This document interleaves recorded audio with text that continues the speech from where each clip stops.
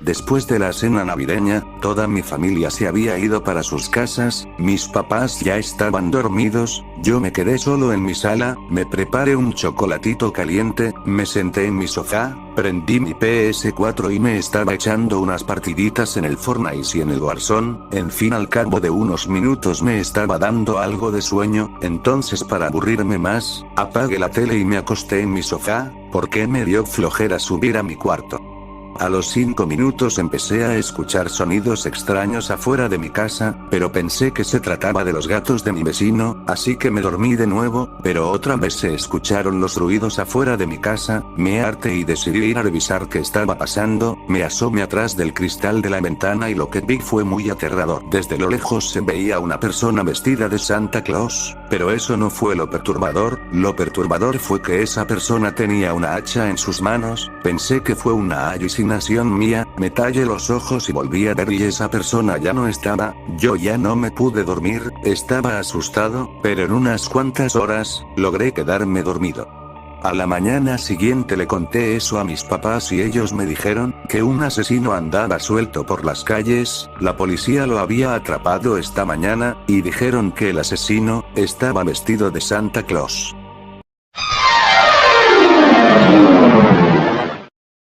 Como cada diciembre, todas las casas del pueblo se decoraban con miles de adornos. Lix era un lugar peculiar. La Navidad allí era sagrada, unas fechas que nadie podía pasar por alto. Y lo que más le gustaba a todos los vecinos era el concurso de decoración. Salvo 3 o 4 casas, todos se implicaban muchísimo. Cambiaban cada año los diseños y adornos y se esmeraban por ser los mejores. Ese año había 3 vecinos nuevos en el pueblo, así que el alcalde corrió a su casa a contarles las tradiciones locales. 2 de las familias aceptaron participar en el concurso de buena gana. Dijeron que seguramente no estarían a la altura, pero lo intentarían. La tercera familia no abrió la puerta las 2 primeras veces que el alcalde fue a su casa. Estaban dentro porque él mismo podía ver la luz en el salón, pero o no escucharon el timbre o no querían abrir. Él no se dio por vencido y lo intentó una última vez. En esa ocasión sí le abrieron. Pero al contarles la historia, el padre de familia dijo que ellos no tenían tiempo para esos juegos. Pondrían un árbol de Navidad en el jardín y nada más. Pero al verlo, el alcalde tuvo una idea mejor. Cada año, cuando los jueces recorren el barrio buscando las mejores decoraciones, van acompañados por un Papá Noel. Así, aprovechan la visita para darle algunos regalos a los más pequeños. El nuevo vecino era mayor y tenía una gran barriga, así que él era perfecto para llevar a cabo esa tarea. Por eso, cuando ya estaba a punto de salir de la parcela familiar, se giró y le dijo al señor que tenía una última petición. Le propuso ser el Papá Noel de esas fiestas. El señor le dijo que lo pensaría, y un par de días después aceptó la propuesta. Era principios de diciembre, así que en esos días todas las casas empezaron a tener su decoración. El plazo era hasta el día 15. Si ese día quedaba alguna casa sin decorar, no entraba en el concurso. Pero nadie esperaba esa fecha. Era tal la emoción que la primera semana todas estaban perfectamente adornadas. La mecánica del concurso era la siguiente. 3 jueces acompañaban al Papá Noel a valorar las viviendas. Ellos establecían los 3 mejores y los 3 peores. Los mejores recibían vales de compra de distintos valores para gastar en el comercio local, además de la placa que los certificaba como ganadores. En realidad, esto último era lo que más querían los vecinos. Les daba igual el dinero. Los 3 peores tendrían que encargarse de organizar la comida de Navidad para los más necesitados del pueblo. Además, repartirían ropa y regalos a los niños del orfanato. Eran cosas que la mayoría hacía de buen agrado, así que prácticamente para nadie era un castigo.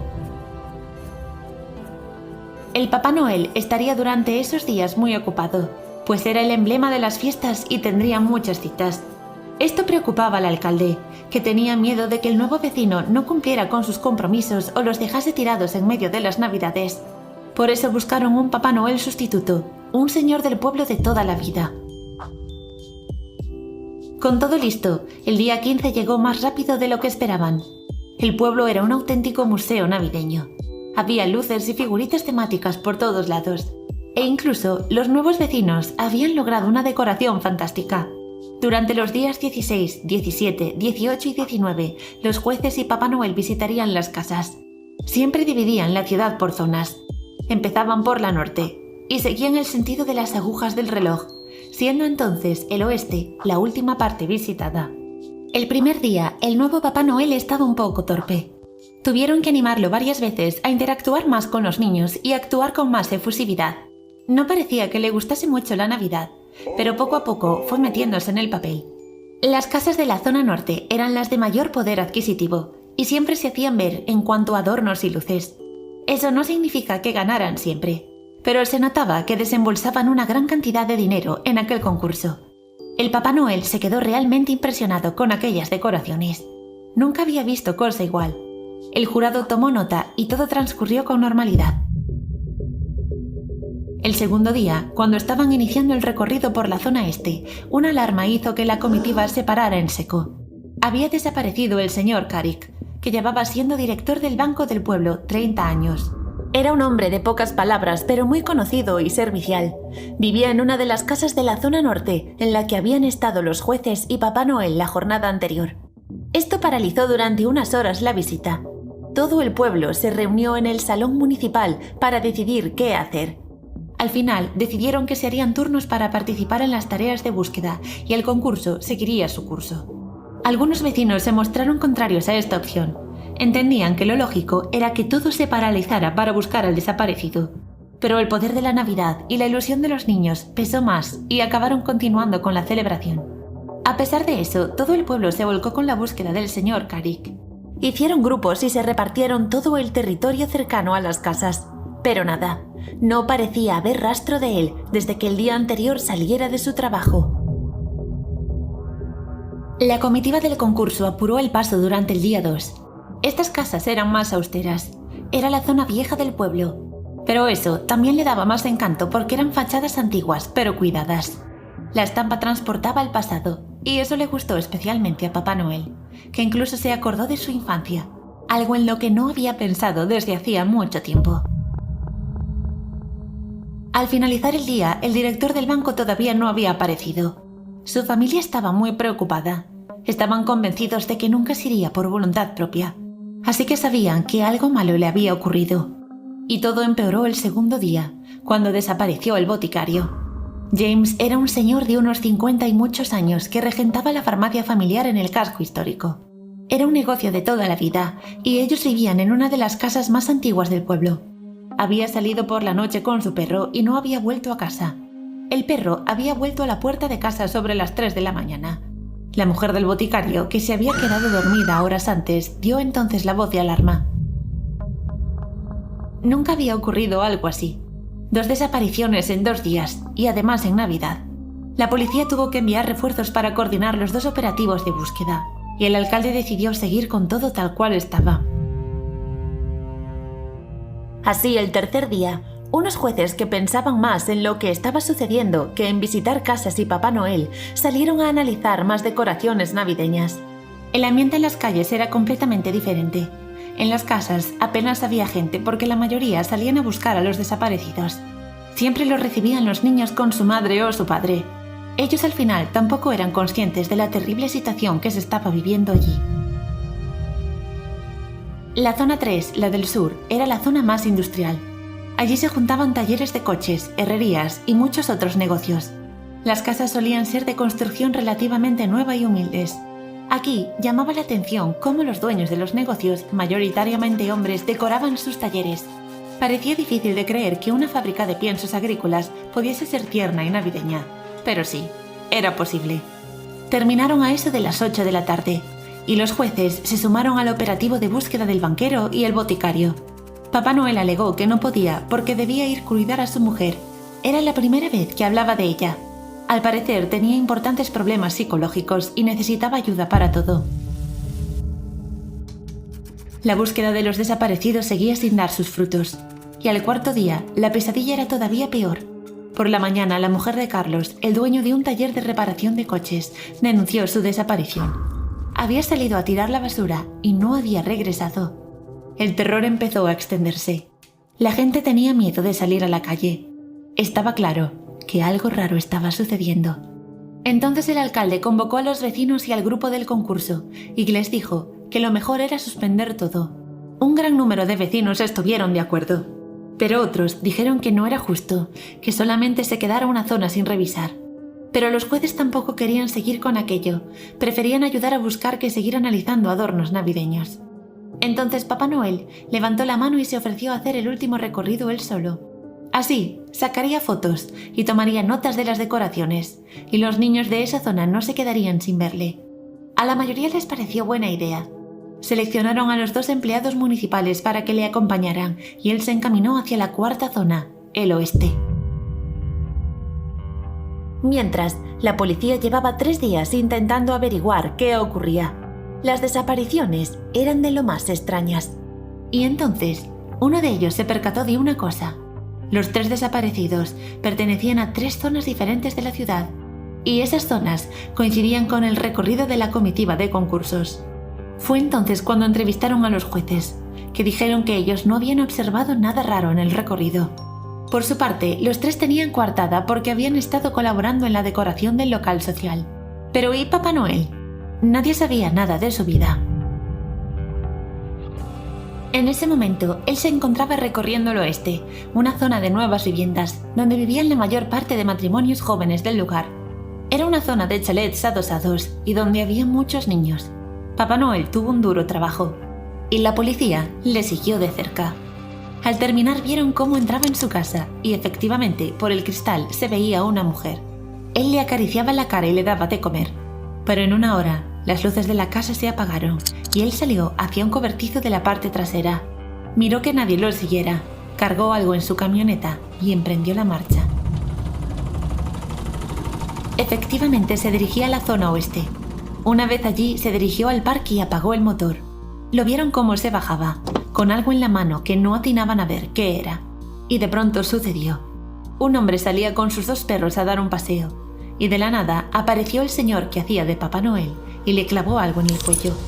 En ese momento la policía salió de su escondite y consiguió atraparlo. Lo que llevaba en la mano era una jeringa. El joven fue trasladado al hospital y Papá Noel a la comisaría. Estaba claro que era él el responsable de las desapariciones, así que ahora faltaba saber dónde estaban aquellas personas. Pero él no quería soltar prenda. Entonces la policía lo esposó y lo llevó a su casa. Allí encontraron a su mujer, que miraba nerviosa hacia todos los lados, pero no respondía nada de lo que le preguntaban. La casa estaba llena de fotos de una niña pequeña. Era muy rubia y tenía los ojos grandes y azules. La mujer no dejaba de mirarla, como si en ella estuviera la respuesta a todo. Y efectivamente así era. Aquella era la hija de ambos, Miranda. Había sido asesinada por un vecino cuando tenía solo 10 años. Entonces la policía pensó que eso podría estar relacionado con las desapariciones. Volvió a interrogar al hombre y atacaron directamente con su hija. Esto hizo que se derrumbara por completo.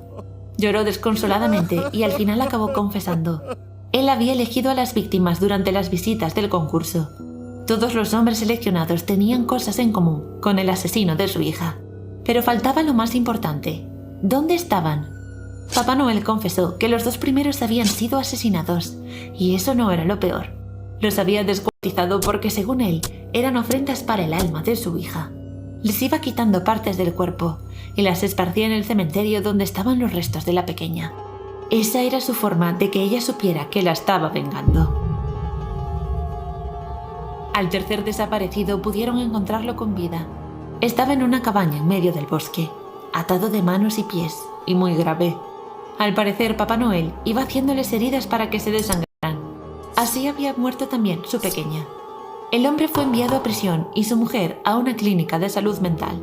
Y el pueblo nunca volvió a ser lo mismo. El concurso de decoración se suspendió y la gente dejó de creer un poco en la Navidad. Hola a todos, espero que se encuentren muy bien. La siguiente historia que les voy a contar me la contó mi abuelo cuando yo tenía 9 años y quiero compartirla con ustedes. Mi abuelo me contó que ellos antes vivían en el campo, por lo cual mi abuelo tenía que levantarse muy temprano para sembrar las cosechas y para recolectar lo que ya estaba listo. Él me decía que se levantaba a eso de las 4 de la mañana y a esa hora todavía estaba muy oscuro afuera, por lo que mi abuelo salía con una de esas lámparas antiguas que no se cómo se llaman, pero bueno, en esos tiempos mi abuela estaba embarazada y apenas iba a tener a mi mamá y a mi tío, por lo que ella se tenía que quedar en la cama todo el día, porque ya casi iban a llegar los nenes. Una mañana, como cualquier otra, mi abuelo se encontraba trabajando en el campo cuando vio que arriba de su casa había un guajolote que estaba viendo hacia abajo, y él escuchó a mi abuela gritar, por lo que él fue corriendo hacia la casa, y lo que pasó era que ella iba a dar a luz, así que se subieron a su coche y fueron a un hospital que estaba en un pueblito cercano.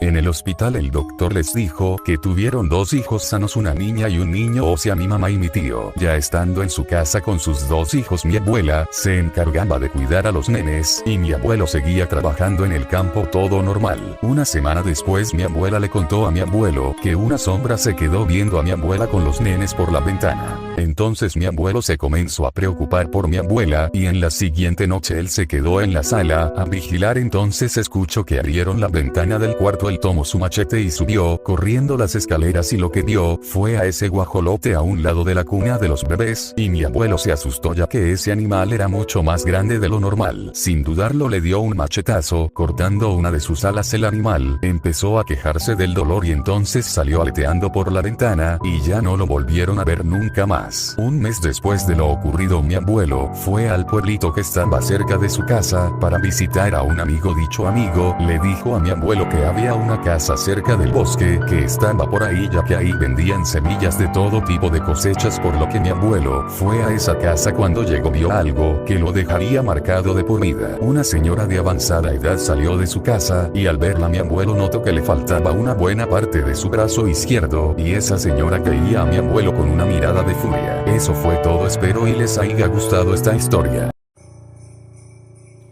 Era Navidad y los padres de Marcos no podían dejar de pensar en la carta que les había dejado su hijo. Hacía un año que el pequeño la había escrito, pero la Navidad era un momento muy duro para ellos. Todos los recuerdos venían a su cabeza una y otra vez. Querida familia, amigos o desconocidos que me estáis leyendo, necesito que todos conozcáis mi historia. Muchos pensaréis que se me ha ido totalmente la cabeza. Ojalá fuera eso, y que todo sea fruto de mi imaginación. Seguro que todos conocéis a Santa Claus. Unos lo llamaréis así, otros Papá Noel o Viejito Pascuero. Da igual, todos nos referimos a ese señor algo recordete que la noche del 24 al 25 de diciembre nos deja regalos en nuestras casas. Una pregunta, ¿alguno lo ha visto? Miles de millones de niños en el mundo, ¿y queréis decirme que nadie lo ha visto en persona? Muchos creéis tener la respuesta, pero estáis equivocados. Os aseguro que ninguno de vosotros lo conocéis. La Navidad era mi época del año favorita. Siempre la celebrábamos con la familia en mi casa. Después de la cena de Nochebuena, mi primo Juan y mi tía Ana se quedaban a dormir con nosotros para el día siguiente abrir los regalos juntos. Juan dormía conmigo. Siempre nos decían eso de «tenéis que dormiros pronto, si no Santa Claus no os dejará regalos, los niños tienen que estar dormidos para que pueda entrar». Y yo pensaba «qué bobada, ¿qué importaba que le viera?». Así podría darle las gracias por los regalos de los últimos años y decirle que el año pasado se podía haber ahorrado los calcetines y calzoncillos y traerme mejor una consola. Lo teníamos claro. Esa noche nos levantaríamos de madrugada cuando todos estuviesen dormidos y seríamos los únicos niños en el mundo que verían a Santa. A las 3 de la madrugada ya solo se escuchaban los ronquidos de mi padre. Caminamos de puntillas para hacer el mínimo ruido posible. Llevábamos nuestra manta para ponérnosla por encima en caso de que lo necesitáramos. Nos escondimos detrás del sofá. Como todavía no pasaba nada, agarramos varios dulces de chocolate que habían sobrado de la cena y nos los comimos. De repente escuchamos un ruido enorme que venía de la chimenea.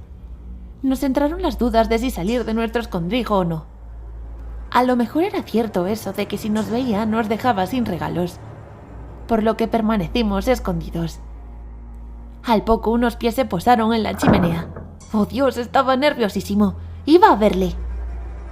Me asomé un poco más para observarle mejor. Santa estaba de espaldas con su saco enorme de regalos. Pero notábamos algo extraño. De la tela parecía salir como un líquido rojo y viscoso.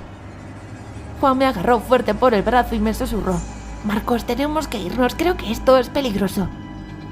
De pronto Santa se giró y nos vio.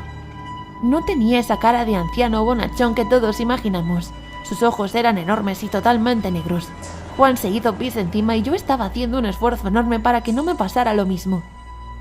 «No gritéis, si no acabaréis como ellos», dijo Santa con una voz aterradora. Abrió su saco y por fin entendí qué era aquel líquido rojo. ¡Era sangre!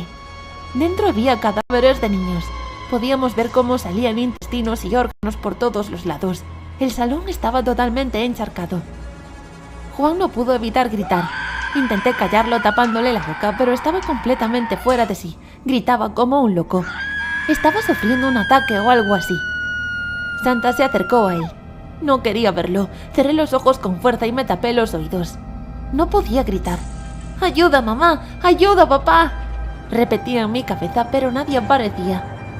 Cuando volví a abrir los ojos, Santa y Juan ya no estaban. Mis padres encendieron la luz y vieron todo el salón lleno de sangre y en medio un cuchillo. Juan no volvió a aparecer. Nunca tuvieron rastro de él. Mi tía Ana me odia desde aquel día. No se cree que Santa lo mató. Me encerraron en un centro porque nadie quería escuchar la verdad. Solo sé que nunca debéis levantaros la noche de Navidad. No querréis ver lo que yo vi.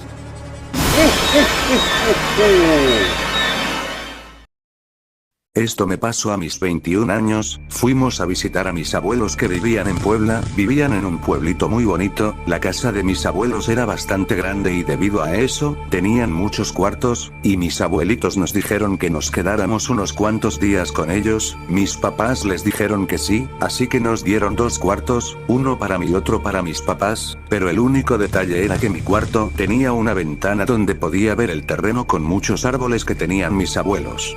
Esa misma noche no me podía dormir debido a que me sentía un poquito incómodo al saber que no estaba en mi casa, pero sabía que con el tiempo me acostumbraría. Me quedé viendo mi celular, cuando de repente escuché un extraño lamento que se oía a lo lejos. Entonces con valor decidí asomarme en la ventana a ver qué era, y al asomarme, ahí podía ver como una mujer iba recorriendo el monte, pero lo perturbador era que esa mujer iba flotando mientras hacía ese lamento tan aterrador.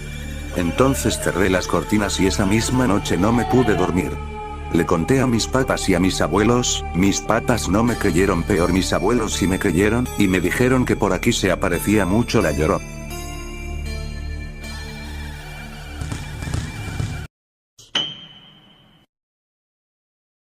La historia que estoy a punto de narrarles me ocurrió cuando tenía 8 años. Me encontraba en mi sala descansando porque terminamos de comer mis familiares y yo por la cena de Nochebuena el 24 de diciembre. En fin, como les decía, estaba en mi sala sola. Mis papás estaban ya dormidos y mis tíos y tías estaban aún en la cocina platicando, hasta que me dio un poco de sed, pero las bebidas ya se habían acabado. Pero como me sobró un poco de dinero de los cuartitos, salí a la tienda con uno de mis primos, porque estaba muy chica y no me dejaban ir sola, pero bueno, ya íbamos de camino mi primo y yo, y para que no me aburriera mi primo, me estaba contando cosas y anécdotas que le pasaron cuando estaba en su escuela y así, pero cuando íbamos llegando a la tienda mi primo me contó que una vez lo asaltaron por aquí y le metí un putazo por querer asustarme, pero bueno, la neta en ese momento, estando en la tienda sentí un presentimiento raro, así que agarré mi agua y mis galletas y le dije a mi primo que nos fuéramos lo más pronto posible. Nos fuimos caminando más rápido. Entonces mi primo lo vi y se quedó viendo a un terreno que estaba por la colonia. Yo no entendía nada y no sé qué show con él, así que vi fijamente y lo que vi no lo pude creer. Entre unos arbustos había un extraño cerdo, pero eso no era lo raro, sino que lo raro era que ese cerdo tenía cara de una persona y su tamaño era más de lo normal. Ese cerdo no hacía nada y no se movía, pero cuando mi primo se movió para tomarme de la mano y echarnos a correr, volteé y vi que el cerdo empezó a gritar, y no como lo haría un cerdo, sino como una persona, y se paró en 2 patas y nos empezó a perseguir.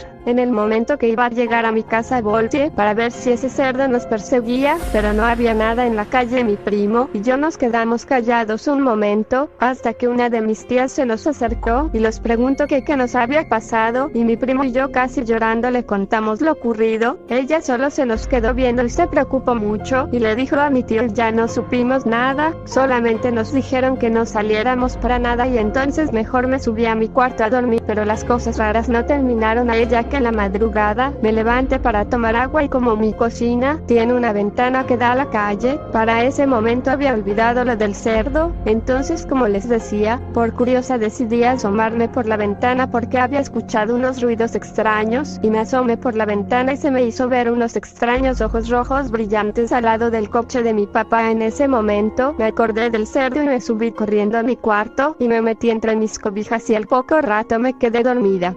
Al día siguiente, abriendo mis regalos de Navidad, mis padres se acercaron para hablar conmigo junto con mis tíos y mis primos, y lo que me dijeron me dejó muy aterrada. Me contaron que hace unos cuantos años, cuando yo era una bebé, mis papás tuvieron problemas con otros tíos míos y ellos eran malas personas ya que practicaban brujería y no sé qué otras cosas más hacían, y mis papás y tíos tuvieron la decisión de mudarse aquí a la Ciudad de México para no verlos nunca más, y lo peor fue lo que les dijeron antes de irse, ya que los amenazaron con llevarse a una de sus hijos. Desde ahí ya no salía sola en las noches, mucho menos con mis primos, y ahora sé que lo que nos perseguía era mi tío, quien era un nahual.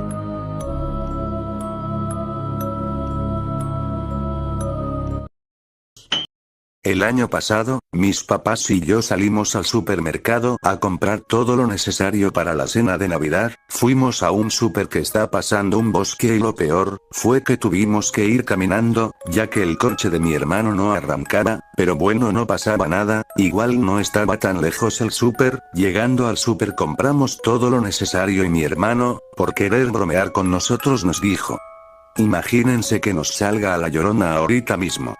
Mi mamá le dijo que se callara y que no jugara con eso. En ese momento, cuando le dijo eso a mi hermano, empezamos a escuchar un lamento que venía del bosque. Mi mamá se comenzó a paniquear y mi papá nos tranquilizó diciéndonos que solamente fue nuestra imaginación por lo que dijo mi hermano. Los llantos se calmaron, y seguimos caminando, pero al cabo de unos 2 minutos otra vez se empezaron a escuchar de nuevo los lamentos, solamente que ahora mucho más lejos, pero en ese momento recordé que los llantos de la Llorona, si se escuchan cerca es que está lejos, y si se escucha lejos es que está cerca. Les dije eso a mis papás y entonces todos salimos corriendo de ahí. Mi mamá me dijo que volteó y vio que una mujer nos estaba siguiendo, pero la mujer estaba flotando como a 1 metro de altura. Todos logramos llegar a nuestra casa y por lo rápido que corrimos, se nos cayeron algunas de nuestras cosas que compramos en el súper.